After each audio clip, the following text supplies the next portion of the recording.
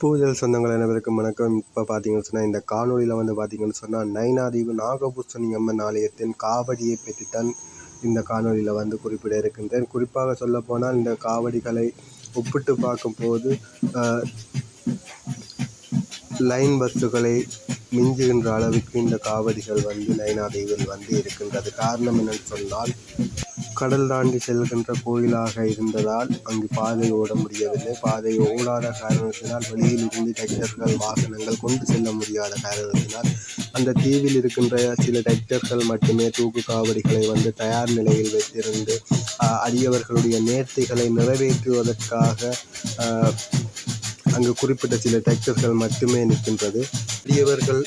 அடியவர்கள் தங்களுடைய நேர்த்திகளை நிறைவு செய்வதாக இருந்தால் அந்த டிராக்டர்களை முன்பதிவு செய்து தங்களுடைய நேர்த்திகளை நிறைவேற்றி கொள்ள முடியும். இந்த டிராக்டர்கள் குறிப்பிட்ட சில ஒரு 4-5 டிராக்டர்கள் மட்டுமே அங்கு சோடிக்கப்பட்டு அலங்கரிக்கப்பட்டு இருக்கின்றது. அந்த காவடிகளை முன்பதிவு செய்து அதன் பின்னர் தங்களுடைய நேர்த்திகளை நிறைவேற்றி கொள்ள முடியும். இதற்கான பணம் எவ்வளவு என்று பார்த்தீங்கன்னு சொன்னால் 65,000 ரூபாய் வரை இருக்கின்றது.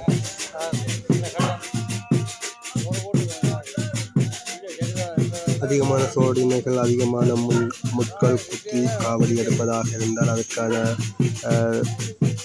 காசுகள் அதிகமாக இருக்கின்றது. அதனால் முன்பதிவு செய்து அடியவர்கள் தங்களுடைய நேர்த்திகளை நிறைவு செய்து கொண்டிருக்கின்றார்கள்.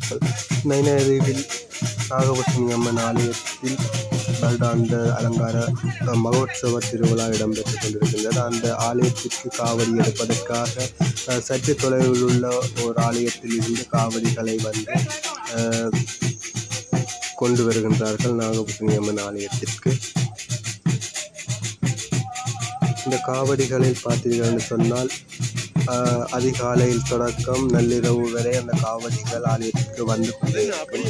4-5 சோடிக்கப்பட்ட அந்த காவடிகள் தான் 4-5 டிராக்டர்கள் தான் அங்கே மாறி மாறி அந்த அடியவர்களுடைய நேர்த்திகளை செய்து கொண்டிருக்கின்றார்கள். அந்த வகையில் பார்த்தீங்கன்னு சொன்னால் இந்த டிராக்டர்களுக்கு வருமானங்கள் அதிகமாக இருக்கின்றது. குறிகட்டுவானிலிருந்து நயினாதீவுக்கு பாதை ஓட முடியாத காரணத்தினால் அங்கு டிராக்டர்கள் குறைவாக இருக்கின்றது. அதனால் அதிகமான காசுகளை கொடுத்து அடியவர்கள் நேர்த்திகளை செய்து கொண்டிருக்கின்றார்கள். அடியவர்கள் நேர்த்திகளை செய்வதற்காக நீண்ட நேரமாக காத்திருந்து டிராக்டர்களை காத்திருந்து தங்களுடைய நேர்த்திகளை நிறைவு செய்து கொண்டிருக்கின்றார்கள். ஒரு தூக்கு காவடியினை தயார் செய்து அதனை ஆலயத்திற்கு கொண்டு சென்று அங்கே விட்டுவிட்டு மீண்டும் அந்த டிராக்டர் இன்னொரு அடியவரை நோக்கி பின் அவருடைய நேர்த்தியை பூர்த்தி செய்து கொண்டிருக்கின்றார்கள்.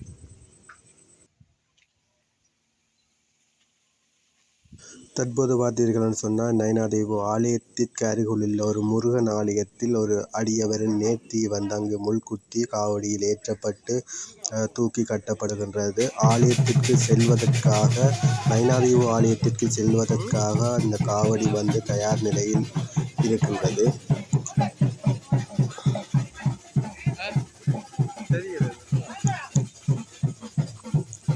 இந்த டிராக்டரோடு பார்த்தீர்கள்னு சொன்னால் முள் குத்துபவர்கள் மற்றும் சோதனை செய்பவர்கள், பாடல்கள் மற்றும் மேளதாளங்கள் கூட இந்த டிராக்டரோடு இணைந்ததாக இருக்கின்றது.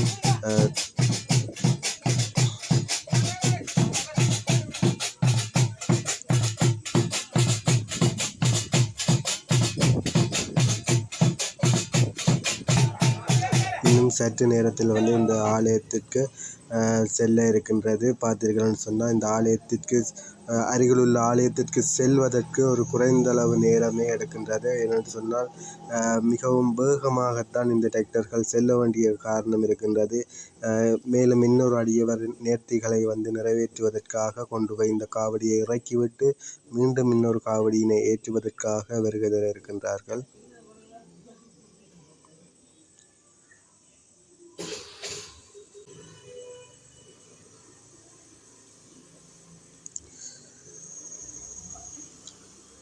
அரை மணி நேரம் கூட இல்லை, ஆலயத்திற்கு செல்வதற்கு. ஆனால் இந்த காவடிகளை எடுப்பதற்கு அதிகமான பணமும் அதிகமான நேரத்தினையும் செலவிடுகின்ற நிலைமையாக இருக்கின்றது இந்த ஆலயத்தில் நேர்த்திகளை செய்வதற்கு.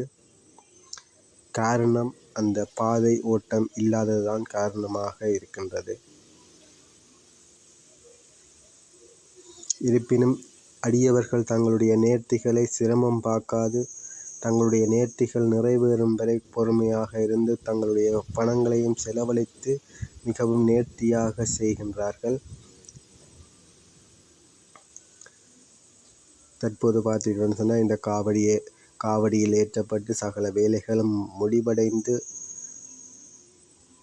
நாகபூசணி அம்மன் ஆலயத்தை நோக்கி சென்று கொண்டிருக்கின்றது இந்த காவடி. இதில் பார்த்தீர்கள் சொன்னால் நிறைய சோதனைகளோடு இந்த காவடி இருக்கின்றது. இவ்வாறான காவடிகளுக்கு பார்த்தீர்கள் சொன்னால் 65,000 ரூபாய் வரைக்கும் கொடுப்பனவுகள் இருக்கின்றது.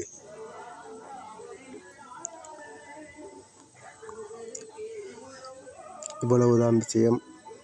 மிகவும் மிக்க நன்றிகள். மீண்டும் இன்னொரு காணொலியூடாக உங்களை சந்திக்கிறேன். பூவிலர் சொந்தங்கள் அனைவருக்கும் எனது மனமார்ந்த நன்றிகள்.